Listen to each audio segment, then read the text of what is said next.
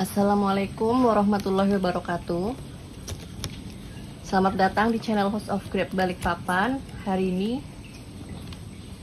saya ingin sedikit sharing bagaimana atau hal-hal apa yang harus diperhatikan saat pohon anggur kita dalam fase fondasi pruning.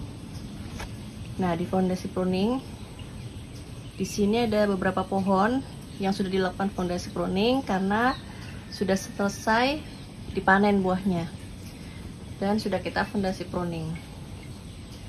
Nah, hal-hal yang perlu kita perhatikan saat fondasi pruning itu ada apa aja? Yang pertama adalah sinar matahari yang full. Kita harus memastikan bahwa batang-batang yang telah kita pangkas ini tunasnya terkena matahari. Nah, misalkan di jenis Veles ini kemarin tunas-tunasnya tertutup oleh daun-daun yang di sebelahnya ini Gosvi. Nah, karena lebih dari seminggu belum pecah tunasnya, jadi daun-daun yang menutupi tunas ini saya singkirkan ke sini. Saya pinggirkan supaya tidak menghalangi cahaya untuk mengenai tunas-tunas ini, agar pertumbuhan tunasnya bisa normal.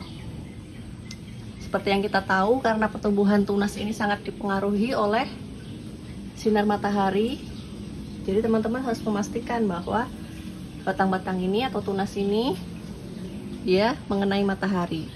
Ini karena kemarin terhalang oleh daun-daun Gosvi yang lumayan vigor ke arah sini, jadi ini sudah saya pinggirkan. Kemudian daun-daun trans ini juga saya pinggirkan supaya matahari bisa memasuki pohon yang sedang kita fondasi pruning. Selain matahari, kita juga harus menyeleksi tunas. Tunas-tunas yang muncul biasanya lebih dari satu. Nah, di tempat kami hanya memelihara satu mata tunas setiap tersiernya. Karena seperti yang kita tahu, menanam di pot ini harus lebih efisien dalam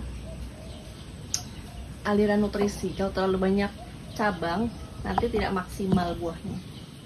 Jadi seperti ini misalnya, saat fondasi pruning itu dalam satu tersier bisa muncul 3 tunas, 1, 2, 3. Nah, kita akan seleksi. Bagaimana cara seleksinya? Nah, ini ada tunas yang paling vigor, terus di bawahnya ada 2 tunas lagi. Kita pilih mana yang lebih vigor, kemudian mana yang tumbuhnya sesuai, artinya tumbuhnya pada tersier yang telah kita pangkas. Nah, seperti ini justru yang tumbuh itu dari tersier yang pemangkasan sebelumnya. Sebentar, saya mau cari posisi supaya lebih nyaman menjelaskannya. Oke.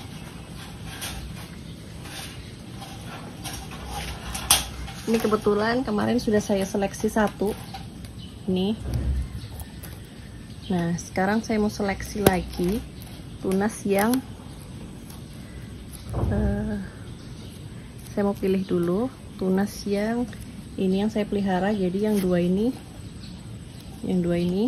akan saya buang. Oke, kita buang aja langsung. Nih, 1, dan yang ini 2 ya, kita buang. Kita cuma pelihara 1. Oke, seperti ini misalnya ada dua mata bat, semuanya tumbuh. Nanti kita akan potong yang sebelah sini. Saya mau siapkan gunting dulu.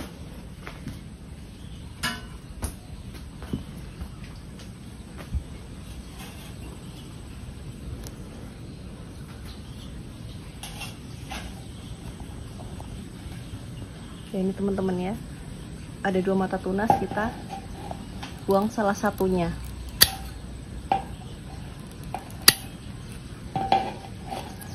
Oke, kita hanya pelihara satu. Oke, seperti itu. Dan kita perlakukan di semua tunas.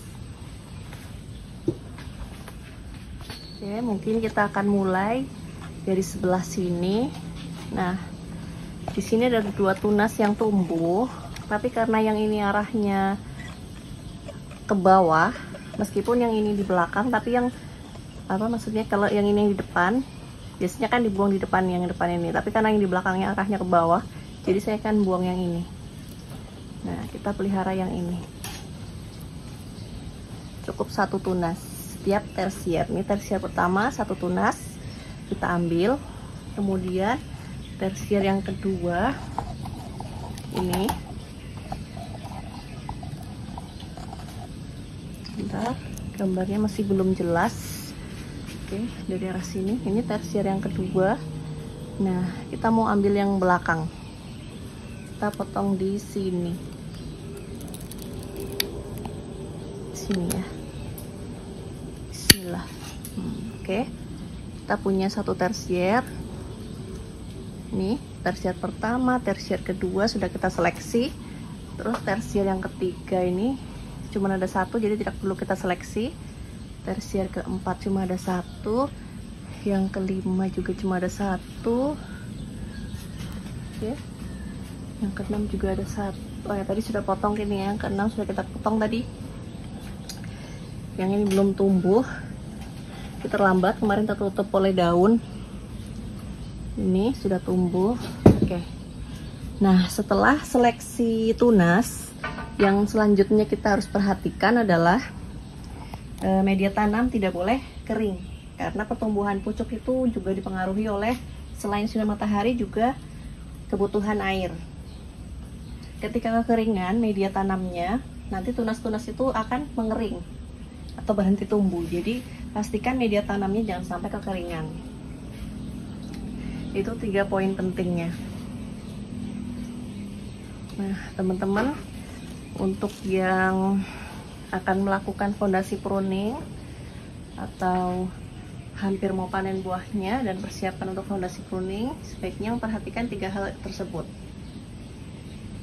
Kemudian poin yang keempat adalah pemupukan. Saat fase fondasi pruning ini, karena daunnya juga belum ada, masih sedikit dan muda, jadi belum terlalu membutuhkan pupuk, hanya siram biasa. Kalaupun ingin menyiram, biasanya saya pemupukannya dengan AB mix yang dosis rendah. Itu untuk pemupukannya. Tapi yang utama adalah siramnya itu. Harus disiram setiap hari supaya medianya nggak kering. Dan air yang kita siram itu juga membantu agar tunas-tunas ini dapat dorongan untuk bertunas ya. Ada dorongan energi untuk bertunas dari air-air yang kita siram. Kan biasanya setelah kita melakukan pemangkasan ada air yang menetes di sini, itu adalah mendorong tunas-tunas di belakangnya supaya tumbuh. Dan itu juga membutuhkan matahari. Jadi itu poin pentingnya ada 3. Dan yang keempat adalah pemupukannya hanya AB mix dosis rendah, tapi utamanya itu adalah penyiramannya itu. Kita harus memperhatikan penyiramannya. Mungkin itu saja. Selanjutnya setelah daun-daun ini kurang lebih ada 5 daun, baru kita lanjutkan pemupukan dosis rendah dulu. NPK, kembali ke fase vegetatif dengan NPK atau AB mix vegetatif. Begitu aja. Oke, barangkali teman-teman ada yang mau menambahkan atau ada yang kurang jelas, bisa ditulis di kolom komentar. Terima kasih sudah menonton. Wassalamualaikum warahmatullahi wabarakatuh.